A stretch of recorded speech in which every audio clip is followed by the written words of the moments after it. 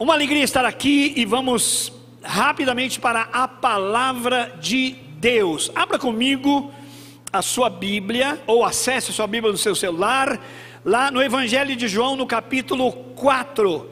Nós leremos versículos 1 a 42. Nós já conhecemos bem esse episódio, só que ele é tão maravilhoso e tão revelador que nós queremos ver, nós queremos nos deter nesse texto bíblico para aprender. O versículo âncora, o versículo chave, o versículo que nos revela o propósito da palavra de Deus para nós hoje, é o versículo de número 4, João 4, versículo 35. Erguei os vossos olhos e vede os campos que já estão brancos, prontos para a colheita. Então é uma exortação para a gente abrir os olhos, lançar os olhos e ver, enxergar os campos. Mato Grosso do Sul tem fazendas lindas, enormes, os campos ficam aí na ótica do lavrador, do agricultor, e ele fica olhando cada fase da sua colheita.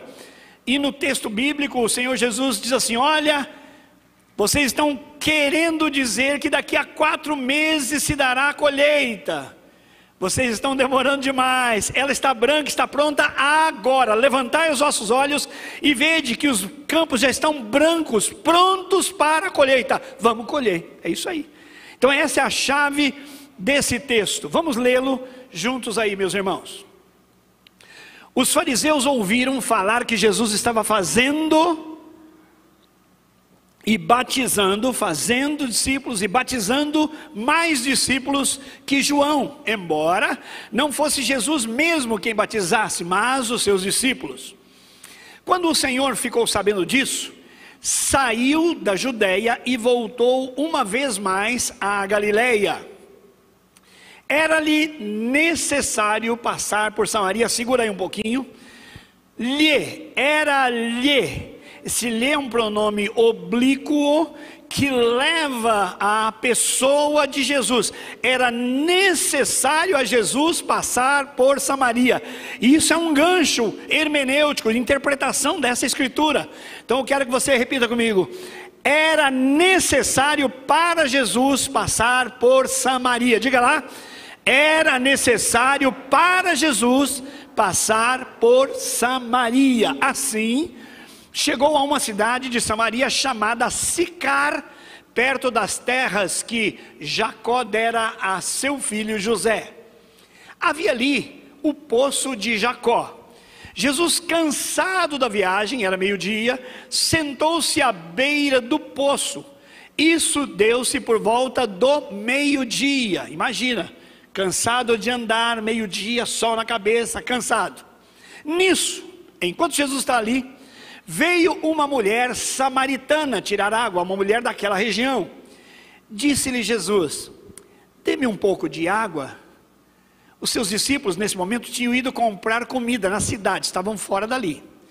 A mulher samaritana lhe perguntou: como assim? Como o Senhor, sendo um judeu, pede a mim, uma mulher e samaritana, água para beber? A explicação está aí. Pois os judeus não se dão bem com os samaritanos. Jesus lhe respondeu à mulher: se você conhecesse o dom, o presente, a dádiva de Deus, e quem está pedindo água, pedindo a você a água, você lhe teria pedido. Você teria pedido a ele, e ele te daria água viva. Disse a mulher: mas como assim? O Senhor não tem com que tirar a água, o poço é fundo. Onde então o Senhor pode conseguir essa água viva que está dizendo que pode me dar?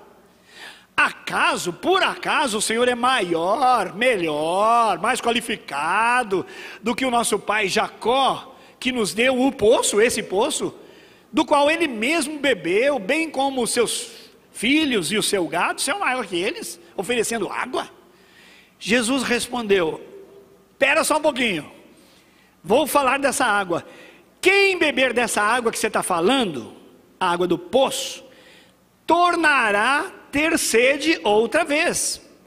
Mas quem beber da água que eu lhe der, nunca mais terá sede. Ao contrário, a água que eu lhe der se tornará nele. A água que eu der para ele vai se tornar dentro dele uma fonte de água a jorrar para a vida eterna.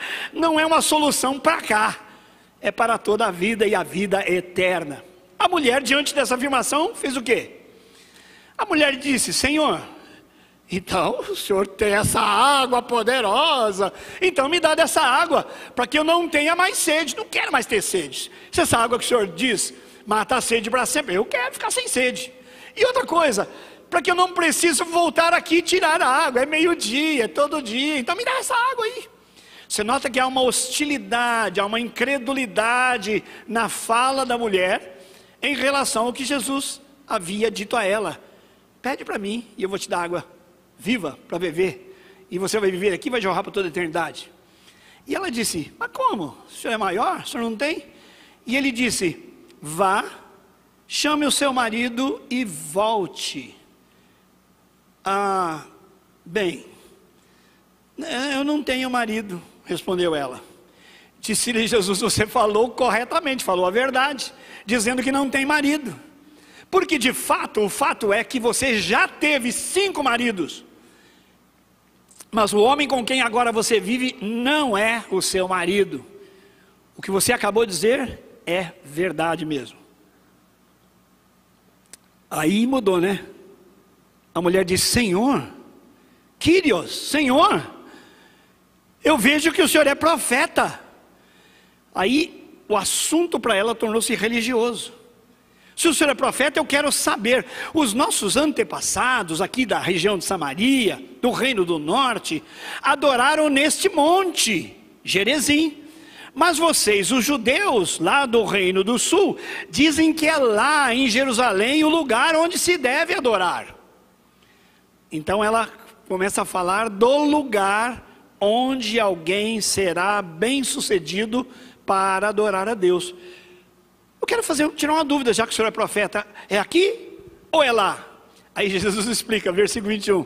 Jesus declarou: creia em mim, mulher, está próxima a hora em que vocês não adorarão o Pai, nem neste monte e nem em Jerusalém. Diz assim: está chegando a hora, e já chegou, e agora é, que vocês não vão adorar nem aqui nem lá. Vocês samaritanos adoram o que não conhecem. Nós, judeus, adoramos o que conhecemos, pois a salvação vem dos judeus. Promessa bíblica. No entanto, está chegando a hora, e de fato já chegou, em que os verdadeiros adoradores adorarão o Pai em espírito e em verdade. São estes os adoradores que o Pai procura. Olha que afirmação: o Pai, Deus, está à procura de adoradores que o adorem em espírito e em verdade. Continua o versículo 24.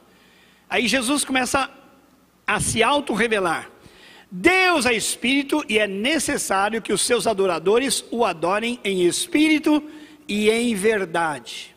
Disse a mulher: o senhor está aprofundando essa conversa e eu não entendo muito bem, mas eu sei. Aí ela declara: eu sei que o Messias, chamado Cristo, está para vir. Estamos aguardando. Quando ele vier, assim, aí ele nos explicará tudo isso. Ele explicará tudo isso para nós. Então Jesus se revelou, ele declarou: eu sou o Messias, eu o sou, eu que estou falando com você. Diga aleluia! Ela esperando o Messias, ele diz: ó, na sua frente, olha o tamanho da minha necessidade, ver a sua necessidade, e por isso eu estou aqui para dizer: ele que você esperava sou eu que falo contigo. Naquele momento, olha, me arrepio, os discípulos de Jesus voltaram. Eles tinham ido comprar comida, o texto já falou, e eles voltaram e ficaram assim surpresos, porque um homem não conversava com uma mulher em público, muito mais samaritana. Mas eles ficaram assim: não, não podemos perguntar o que queres saber e por que estás conversando com ela. Não, os discípulos sabiam que Jesus tem autoridade, então nem se meteram a perguntar nada para ele, questioná-lo sobre isso, só observaram. Continua. Então, o assunto volta para a mulher. Ela, deixando o seu cântaro, aquela vasilha para pegar água, ela voltou à cidade e disse ao povo, olha o que ela diz ao povo: venham ver, vede e veja, venham ver um homem que me disse tudo o que eu tinha feito, o que eu tenho feito. Será que ele não é o Cristo, o esperado, o Messias? Ela dá um testemunho, mas o testemunho dela não é uma curiosidade, é uma afirmação. Olha, está aqui esse cara na nossa cidade, alguém que revelou-me, ele sabe tudo que eu tenho feito. Será, gente, que esse não é o Messias? É uma afirmação mais do que uma interrogação. Então saíram da cidade e foram para onde ele, Jesus, estava. Enquanto isso, os discípulos insistiam com o Senhor, o mestre: mestre, come alguma coisa? E ele disse, mas ele lhes disse: tenho algo para comer que vocês não conhecem. Então seus discípulos disseram uns aos outros: uai, será que alguém trouxe comida para ele enquanto a gente foi comprar comida para ele?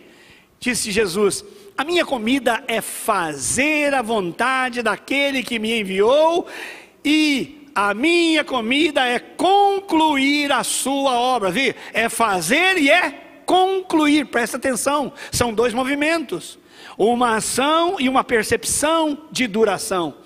Vocês não dizem, daqui a 4 meses haverá a colheita? Pois eu digo a vocês, levante os seus olhos, abra os olhos e vejam os campos, eles já estão maduros para a colheita. Aquele que colhe já recebe o seu salário e colhe fruto para a vida eterna. Essa colheita da qual eu falo, ela produz aqui e já produz na vida eterna, de forma que se alegram juntos o que semeia e o que colhe.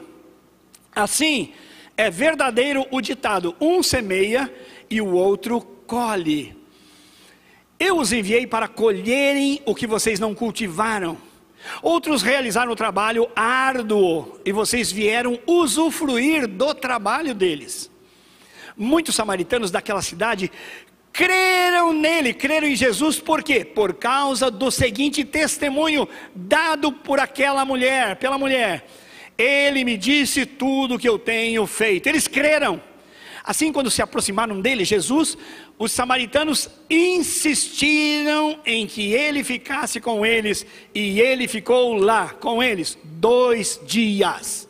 E por causa da sua palavra, agora a palavra de Jesus, ele ficou com eles 2 dias, e por causa da sua palavra, a palavra de Jesus, muitos outros creram nele. Então disseram à mulher: agora cremos. Agora nós cremos, não somente por causa do seu testemunho, do que você disse, pois nós mesmos o ouvimos e sabemos, ganhamos fé salvadora, sabemos que esse é realmente, a verdade chegou, ele é o Salvador do mundo. Aplauda o Senhor, meu povo de Deus.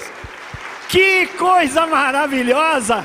Revelação do Espírito Santo no coração da mulher primeiro e no coração dos homens. Pai, esta é a tua palavra, dá-nos de comer, dá-nos de beber e dá-nos a resposta da vida para a tua palavra. Levante os olhos e veja a maior colheita da nossa geração, do nosso tempo. Irmãos, nós estamos num tempo difícil, tempo de dor, de lamento, de morte, de perda, não preciso nem explicar, você sabe. E embora tenhamos tido na história da humanidade outros momentos tão e mais graves do que esse, entretanto eles ocorreram de maneira um tanto mais regional. Um exemplo: Segunda Guerra Mundial, é mundial, houve participação de muitos países, mas aqui no Brasil não caiu bomba, caiu? Não, tivemos soldados lá, mas as crises que passaram pelo mundo, elas não afetaram num momento mais compacto toda a humanidade como nós temos experimentado agora. As comunicações também nos dão percepção disso. Você vê pelo rádio, pela televisão, pela internet o que está acontecendo no mundo todo. Então é o momento em que, segundo a ótica de Jesus, há uma grande necessidade. Os campos estão brancos, meus irmãos, prontos para a ceifa. E nós como igreja não vamos ficar como coitadinhos, amedrontados, desolados, dizendo: e agora? A vacina funciona, essa ou aquela, e vai ter efeito colateral, e o ano que vem? Meus irmãos, embora tenhamos perguntas, embora haja ciência e ciência, haja política e política, haja polarização de todo o tempo, a nossa ótica, os nossos olhos não podem estar nisso. Isso é uma distração, meus irmãos. Nós temos que olhar Samaria, temos que olhar a nossa região, temos que olhar Sicar, a nossa cidade, a nossa Campo Grande, e ver que bem perto de nós, o que estava acontecendo com os discípulos, há campos brancos, prontos para a colheita, e nós não podemos nos distrair com nada. Quem recebe essa palavra, diga glória a Deus. Irmãos, não nós, mas o Deus a quem nós servimos, não nós, mas a Jesus que nos salvou, Ele é a resposta para as pessoas. Não adianta um remédio que nos livre da morte pela Covid só, porque alguns anos depois, ou 10, ou 15, ou 20, ou 30, ou 50, dependendo da idade, nós vamos subir. E onde passaremos a eternidade? Ou seja, nós podemos ser contaminados por qualquer tipo de doença? Podemos. Mas o pecado é o vírus letal, que nos leva para uma eternidade sem Deus. Não adianta ter vacina para agora só. É importante? Claro que é. Queremos uma vida voltando à normalidade? Claro que queremos. Mas a vida pode frutificar, o Brasil pode reverter a sua economia, pode se tornar a maior potência do mundo, todo mundo bem instalado, todo mundo bem educado, todos estão lançados no mesmo caminho das trevas e de morarem a eternidade com o diabo e os seus anjos, seus demônios. Há um vírus muito maior, meus irmãos, muito mais poderoso, que nos lança na eternidade sem Deus. Por isso nós temos como igreja de recobrar a consciência, meus irmãos, e entender que nós somos um povo forasteiro de passagem e um povo mensageiro. Diga: eu sou um povo mensageiro. Diga aí. Não, fala com coragem. Eu sou um povo mensageiro. Mas recebereis poder ao vir sobre vocês o Espírito Santo, e então, revestidos desse poder, movidos por esse poder, levados por esse poder, com esse poder na vida de vocês, vocês me serão testemunhas em Jerusalém, Judeia, Samaria e confins. Vocês me serão testemunhas em Campo Grande, Mato Grosso do Sul, Brasil e no mundo. Eu não vou chegar na Somália, mas o nosso missionário está lá. Eu não vou chegar no Egito, mas o nosso missionário está lá. Assim é que é, meus irmãos. Nós estamos em missão. Nós não estamos aqui lutando para preservar a nossa vida e a nossa comodidade. Claro que todo mundo quer comodidade, e Deus quer nos dar coisas boas, sem dúvida. Mas nós somos colheitadores. Nós somos obreiros da colheita. E nós não podemos desviar os nossos olhos e deixar de ver que os campos estão brancos e prontos para a ceifa. Ligou para nós hoje de manhã uma irmã, foi membro dessa igreja, agora mora em outra cidade, pedindo oração, precisa de conforto. Perdeu dentro de casa, de uma vez só, o marido e 2 filhos. Gente, nunca a morte esteve tão perto da nossa porta, chegando no vizinho, no andar de baixo, na casa ao lado, com quem trabalha ou estuda conosco. E isso então deve nos mover a entender além da morte física, mas a morte espiritual. Jesus é a resposta, meus irmãos. E nós temos Jesus, e Ele disse para a gente ir e fazer discípulo em todas as nações. É a minha vez, é a sua vez. Nós não podemos ficar acovardados e olhando só o noticiário e vendo se vai ter cura ou não vai ter cura. Irmãos, isso é importante, mas é secundário. A missão está em curso, e pessoas às quais nós não anunciamos a vida inteira, trabalhavam ou estudavam conosco, eram nossos parentes ou nossos vizinhos, morreram sem Jesus, sem salvação.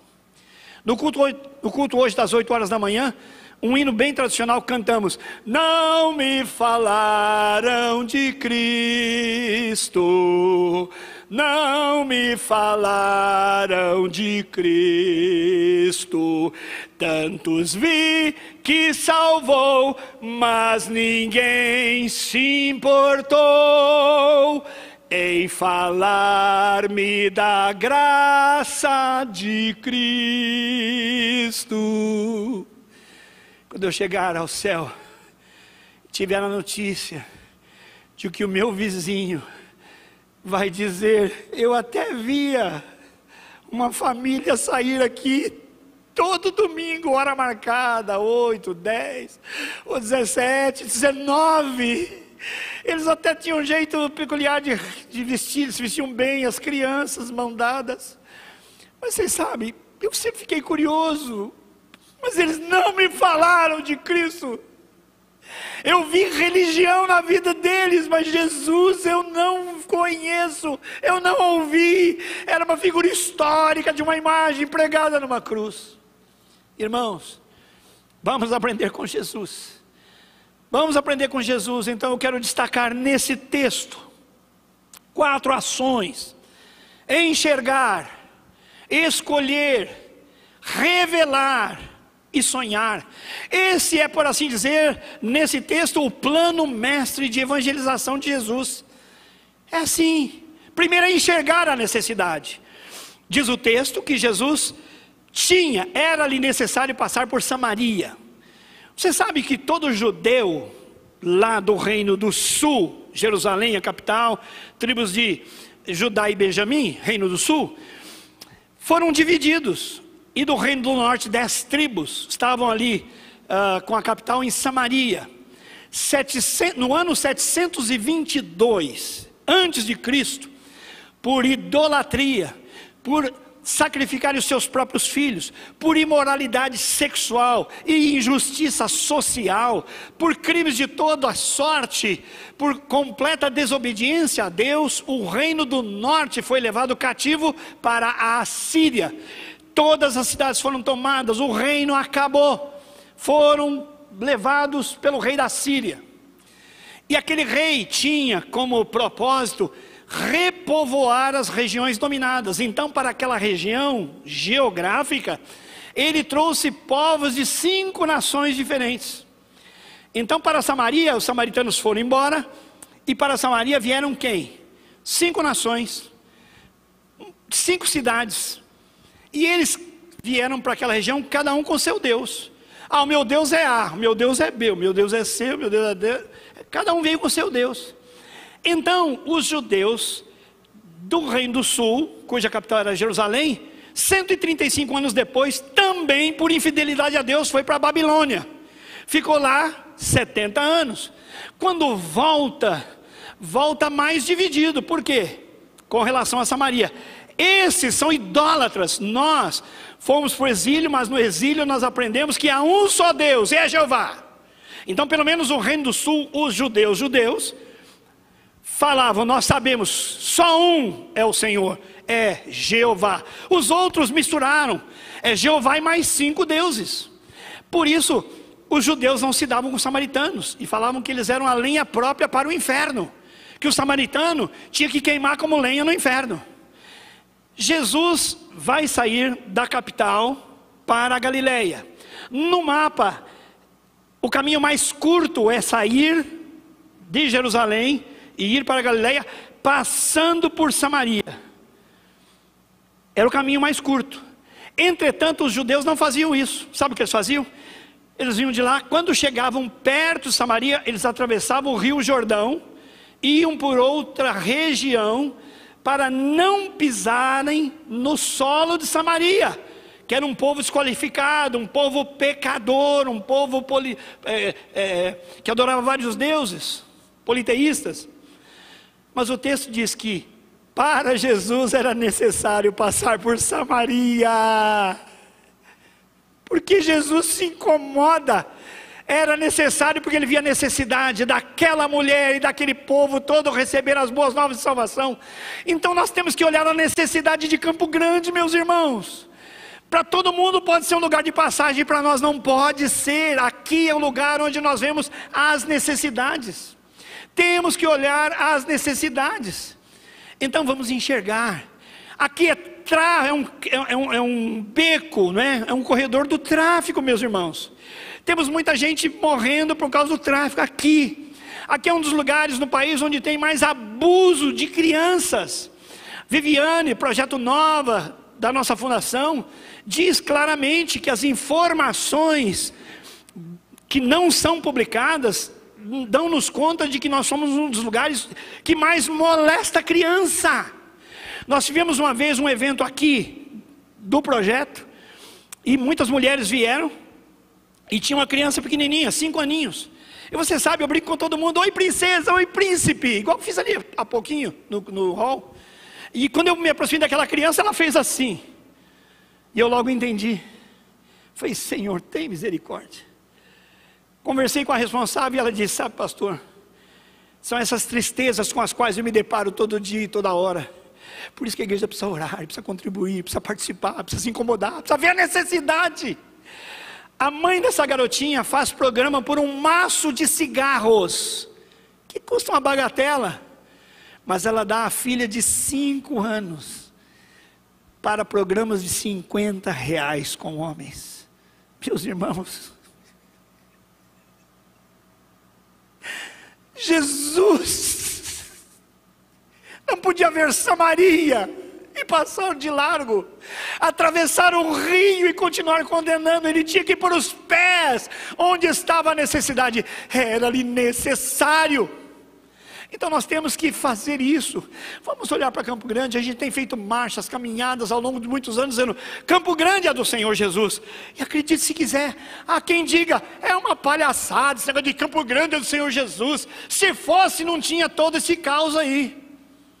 Meu irmão querido, reflete no que você está falando. Pensa, cabeçudo, pensa. A Bíblia diz: do Senhor é a terra é do Senhor. Amém ou não? Amém ou não amém? E não tem crime, não tem morte, não tem tantas coisas terríveis. Genocídio tem? Tem. Uma coisa é eu negar que tudo é do Senhor. Outra coisa é deixar de reconhecer que o mundo jaz, o mundo descansa no maligno. O pecado está em todos os lugares, e o mundo é do Senhor Jesus, e Campo Grande é do Senhor Jesus. Então, ao invés de eu ficar falando bobagem, eu tenho que fazer a minha parte para tornar o nome de Jesus conhecido, porque é necessário levantar os olhos, ver os campos brancos e uma grande colheita. Esse é o tempo da maior colheita da minha e da sua história, meus irmãos. As pessoas estão vulneráveis, querendo uma ajuda, querendo uma oração.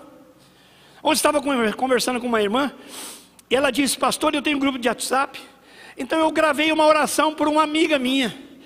Aí ela pediu licença para ela passar isso para outras amigas dela que não conhecem Jesus, e pediu se eu podia gravar uma oração para aquela outra família. Olha só, irmãos, todo lugar. Olha, na minha jornada de muitos anos como pastor e como evangelista pessoal, de chegar e abordar a pessoa, em toda a minha vida, quando eu perguntei para alguém desconhecido, no posto de gasolina, no táxi, no Uber, em qualquer lugar: você receberia oração? Em toda a minha vida, no estado de São Paulo, sei até o lugar e onde eu estava e o que estava fazendo, que falou: não, muito obrigado. Os outros todos falando: por favor, pode orar. Irmão, todo mundo tem necessidade, e nós temos de enxergar essa necessidade e fazer a nossa parte. O município, a cidade de Campo Grande precisa de mim, e eu preciso me incomodar. Naquela cidade de Sicara havia uma mulher que era pecadora, recriminada. Ela ia meio-dia no poço, sabe por quê? Porque as mulheres iam geralmente à tarde, um horário mais tranquilo, mais fresquinho para a mulher buscar água. Mas ela ia meio-dia, no pino do sol, quente. Por quê? Porque ela é discriminada. Ela era tida como uma mulher de segunda categoria. Tinha tido 5 maridos. Bom, quem já teve 5 maridos e agora vive com quem não é marido? Mulher desqualificada. Então ela não tinha liberdade para ir no horário com as outras mulheres. Ela vai meio-dia. É por isso que Jesus escolhe meio-dia. E Jesus escolhe aquela mulher, desqualificada, discriminada, mas uma vida que precisava de salvação. Então Jesus enxergou, que você e eu, irmãos, enxerguemos, para nos mover em direção às pessoas. Segundo verbo, revelar o evangelho puro, uma revelação maravilhosa. Os samaritanos criam em tudo, mas agora eles precisam receber o evangelho revelado, o evangelho puro, que está centrado na própria pessoa de Jesus. Perdão, antes disso, escolher, o verbo escolher, pulei um aqui, escolher. Qual foi a escolha de Jesus para ganhar aquela cidade? O evangelismo pessoal, uma abordagem pessoal. Então ele foi e fez um contato pessoal. Aí está o valor da sua vida. A igreja num culto aqui está falando com quem está. Irmãos, quantas pessoas se levantaram aqui como visitantes que não são de igreja nenhuma e que não têm temor de Deus? Quantas pessoas levantaram? As pessoas estão lá fora, estão em suas casas. Pregar para uma pessoa que precisa de Jesus aqui é chovendo molhado, tem muito pouco sentido. Você vai pescar na sala da sua casa? É lá que tem peixe? Ou você vai para o rio, vai para o mar, vai para um pesqueiro? Então Jesus escolheu uma abordagem. Qual foi? Ele podia falar às multidões, mas não fez. Ele foi a um lugar de necessidade, foi a uma mulher de necessidade. Com certeza, eu falo sem a menor dúvida, você e eu conhecemos pessoas que necessitam de Jesus, e a palavra está conosco, está na nossa boca, está sob nossa responsabilidade, e Deus está querendo não nos prejudicar, e nem falar, olha, a hora que você chegar aqui em cima, você vai receber muita palavra. Não, o Senhor Jesus está querendo fazer assim, olha, eu quero fazer de você uma bênção. Eu quero fazer de você como aquela mulher samaritana, que num dia ela recebeu e já testemunhou e já colheu muito. É isso aí. Então, a escolha, nós somos uma igreja que prima por relacionamentos pessoais. Por isso que você deve entrar num pequeno grupo, não fuja. Eu não gosto de pequeno grupo. Meu irmão, você goste ou não goste, é o meio pelo qual a igreja entra em todos os bairros da cidade. Estamos em missão, não estamos numa sociedade de consumo para fazer o que eu gosto, do jeito que eu gosto. Isso eu não gosto, isso não é legal, isso dá trabalho, nada disso. As pessoas estão esparramadas, e aqui se eu pedisse para levantar pessoas por região e por bairros, Campo Grande praticamente está aqui dentro, irmãos. Mas eles não vêm aqui para receber uma palavra, nós é que vamos para lá. Evangelismo pessoal. Ninguém está querendo que você seja um pregador, mas uma testemunha. O que é a testemunha? Que a mulher disse, olha, eu conheci alguém que falou tudo o que eu tenho feito. Não é o Messias? Então, o que Jesus fez na sua vida é você falar onde você estiver, e as oportunidades são muitas. Me lembro agora de um irmãozinho meu chamado Domingos. Domingos não perdia uma. Um dia bateram na porta da casa dele e falaram assim, escuta, é aqui que mora uma mulher que lê cartas? Ele falou, é sim, é aqui mesmo. Lê cartas? Não, sim. Lê cartas, joga tarô. Não, tarô não joga, mas carta lê. Ela lê carta de João, carta de Pedro, carta de Tiago. E a pessoa não sabia assim, ficou vindo, não pode entrar. E não deu outro, encontrou lá alguém falando de Jesus. Um dia na frente da casa dele, um sujeito estava subindo, era da companhia telefônica, estava arrumando um negócio lá em cima, e ele falou assim, rapaz, é importante o que você está fazendo, você tem que tomar cuidado, senão você cai daí, né? Você está trepado aí, né? Eu conheço também um homem na Bíblia que ficou trepado numa árvore para ver Jesus. Aquele homem era um desviado, o nome dele era Isaac, desviado da igreja. Ele terminou rapidinho o trabalho e desceu e pediu ajuda. Foi restaurado pelo poder de Deus. Você está vendo, meu irmão? Do seu lado o cara fala assim, pelo amor de Deus, minha casa é um inferno. Você fala, é assim mesmo. Não, rapaz, é verdade, a gente vive luta em casa. Vamos fazer um negócio? Vamos orar juntos aqui, pela minha família e pela sua, minha. Eu tenho lutas na minha casa, vamos orar, vamos. Vamos fazer o seguinte, no horário do almoço, a gente tira 5 minutinhos aqui, e rapidinho, eu oro pela minha família e oro pela sua também. Você aceita? Você vai se surpreender, e a glória de Deus vai se manifestar, porque o poder de Deus está sobre você, e a palavra está na sua boca, Jesus está no seu coração, e o poder do Espírito vai revelar o verdadeiro evangelho para aquela pessoa que precisa. Precisamos, irmãos, escolher uma abordagem pessoal para tocar na dor das pessoas. Você conhece alguém que perdeu alguém? Você, levanta a mão agora. Você conhece alguém que perdeu alguém na Covid? Levante a mão. Pronto, fica a mão levantada, vou orar por você agora. Pai, que todos nós, e eu também de mão levantada, pelo temor do Senhor, façamos uma ligação simples para ler um versículo da Tua palavra, no poder do Espírito Santo, para confortar, para consolar, para ensinar, e para que o Evangelho chegue a essa pessoa, no nome de Jesus, amém. É isso, irmãos, é enxergar os campos, porque eles estão prontos para a colheita, estão prontos para a colheita. Terceiro verbo, sonhar, revelar o Evangelho puro. Deus é Espírito, está procurando adoradores. Que declaração mais maravilhosa. Deus é Espírito e procura por você. Deus procurou por você, por você, por você, por você. Deus está à procura de adoradores. Adoração comunitária aqui é uma maravilha. Banda maravilhosa, os levitas maravilhosos. Que delícia. Para mim, que já sou adorador. E para quem é do meu relacionamento e precisa? Ele precisa receber o Evangelho puro. Então, quando Jesus entra na vida dela, Ele revela o verdadeiro Evangelho. E começa onde? Na incredulidade dela, quando ela diz assim: o senhor vai me dar água? Então ela fala assim, com deboche, né? O senhor vai me dar água? Que legal. Cadê o caneco? Cadê o balde aí para tirar água? O senhor não tem quando tirar água. E cadê? O senhor trouxe a água? O senhor está pedindo. Então, quando Jesus disse a ela: olha, eu estou te pedindo para poder te dar, ela recebeu como escárnio. Que nada. Aí Jesus, depois de falar: eu tenho a água viva para te dar, eu tenho a eternidade para te dar, eu tenho a alegria para te dar, mas ela diz: não acredito. Ele falou assim: vamos fazer o seguinte, traz o seu marido aqui para a gente conversar juntos. Aí ela falou: assim, não tenho marido. Jesus então foi para a vida dela e mostrou que ela era uma mulher pecadora e tinha necessidades. Se no momento que ele ofereceu água, a pessoa diz: que é nada, no segundo momento ele disse: olha, eu conheço sua vida, eu sei quem é você, eu sei da tua dor, eu sei o que você sente quando vem discriminado a meio-dia aqui.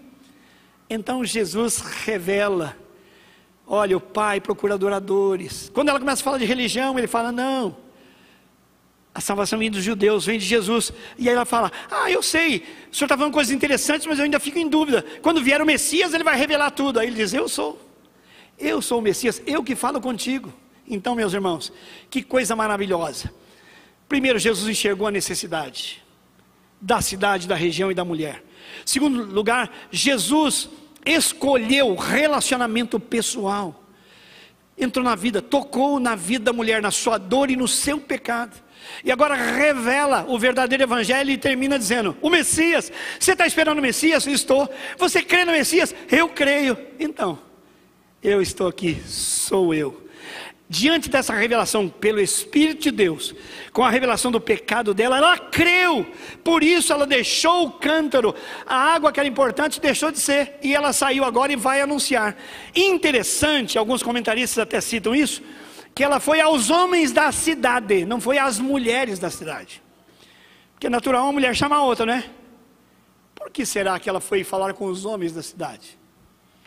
Não sei, mas talvez esteja indicando que ela não tinha com quem compartilhar, porque ela tinha uma vida discriminada. Mas ela foi e falou: olha, porventura não é ele Cristo? Ele não é o Cristo? Então Jesus revelou-se como o Salvador. Não é religião, não é Igreja Batista, não é sistema algum religioso que vai resolver o problema das pessoas. É Jesus, é o Messias, é o ungido de Deus. Diga glória a Deus. O último verbo, sonhar. Sonhar com uma colheita numerosa no nosso tempo. A gente lê na história do avivamento, gente, que cidades foram tomadas. O país de Gales, um deles, que a gente conhece bem a história. O avivamento que chegou em Gales foi tão poderoso que os bares, que os botecos, que os estádios de futebol pararam de funcionar. As pessoas perderam interesse nisso.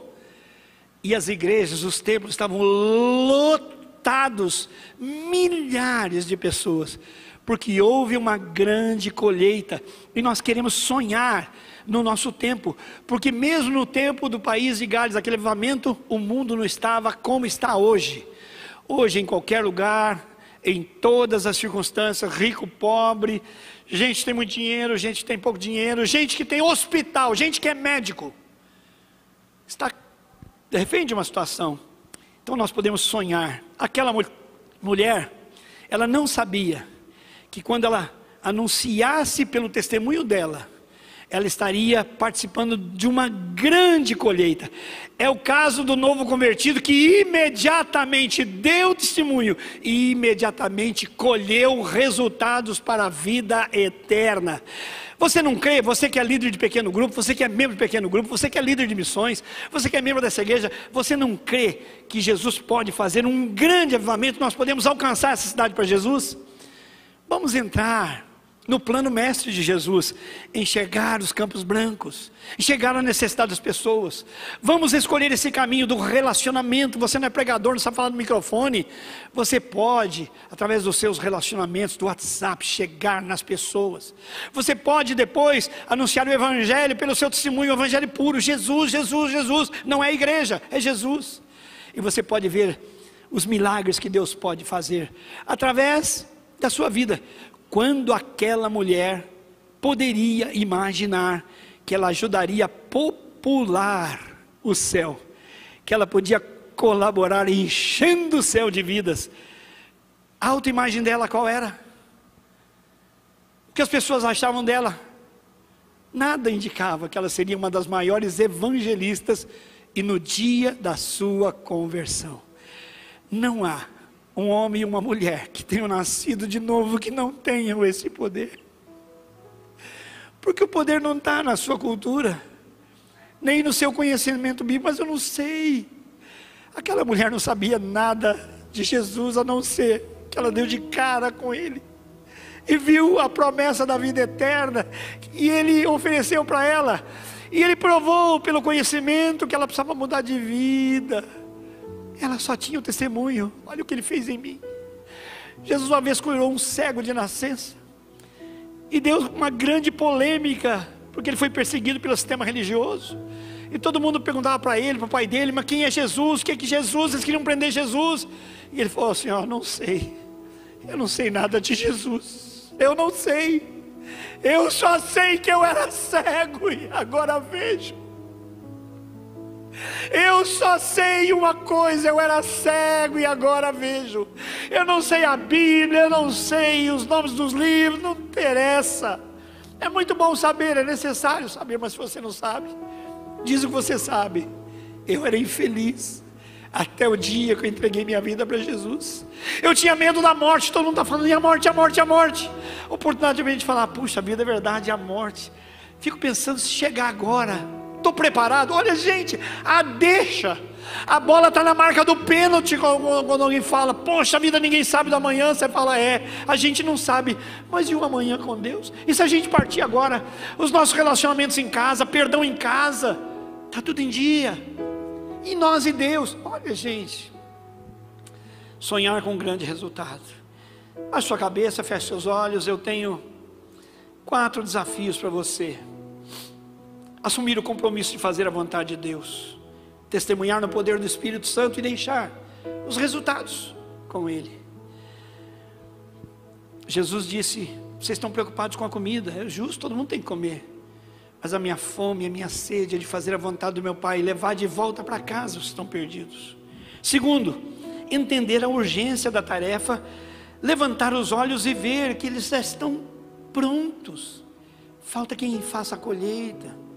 E você é um dos que trabalha, um dos trabalhadores da colheita.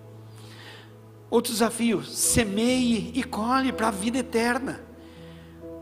Você pode ter dinheiro, pode ter propriedade, pode ter fama, pode ter boa formação, tudo isso vai ficar aqui.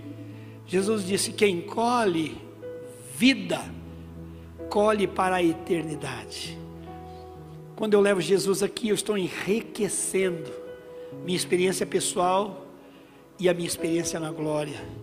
E Jesus vai ter a oportunidade de dizer: parabéns, muito bem feito. Quero mostrar para você aqueles que se converteram a partir da sua experiência, porque você levou aquele homem a Jesus, aquela mulher, mas ele levou esse e aquele outro. Chegando aqui no estado, eu fiquei sabendo de uma história, que a família Monteiro, muito conhecida na nossa cidade, nas igrejas batistas, pastor Sherwood, missionário, foi longe e visitou um casal e falou-lhes de Jesus. E aquele casal tinha 9 filhos. O casal aceitou Jesus e os 9 filhos também. Tem alguém aqui da família Monteiro? Levante a mão. Tem hoje? Aqui não tem agora, mas aqui na igreja tem muitos. Eles se converteram. A última vez, há 30 anos passados, quando eu cheguei aqui em Campo Grande, só nas igrejas batistas eram 400 Monteiro. Que grande colheita, por alguém que deixou o conforto e foi longe, lombo de cavalo, falar de Jesus, fazer o trabalho em parceria. Ele disse: olha, um planta, outro colhe, mas ambos se alegram, porque o fruto é deles todos. Ontem me encontrei com uma senhora, estávamos Vasti e eu trabalhei muito na vida daquela pessoa, falando de Jesus, orando com ela. E um dia alguém de uma outra igreja evangélica a convidou, e ela foi e aceitou Jesus e está firme. Que alegria vê-la lá, firme com Jesus. Mas eu tenho a alegria de saber que eu participei da semeadura, evangelizei, testemunhei no poder do Espírito Santo e deixei os resultados com Deus. Então aceite esses compromissos. Eu quero fazer esses desafios para você. Pai, no nome de Jesus, nós como igreja, nós como projetos sociais aqui na igreja, nós como membros de pequenos grupos, membros de ministérios, queremos, ó Deus, pela Tua graça, sair da comodidade, do comodismo e do medo, para entender que nós estamos na colheita e podemos sonhar com uma numerosa colheita, uma colheita muito grande na nossa geração.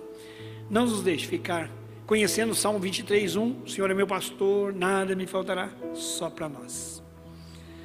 Não nos deixe, ó Deus, conhecer o amor de Jesus, que morreu por nós, nos deu vida eterna, só para nós.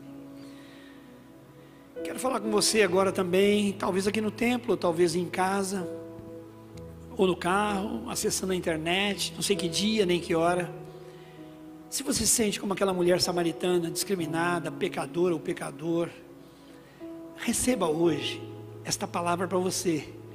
Jesus se interessa por você, e é por isso que foi necessário a Ele conectar você hoje, e você está ouvindo essa palavra e vendo.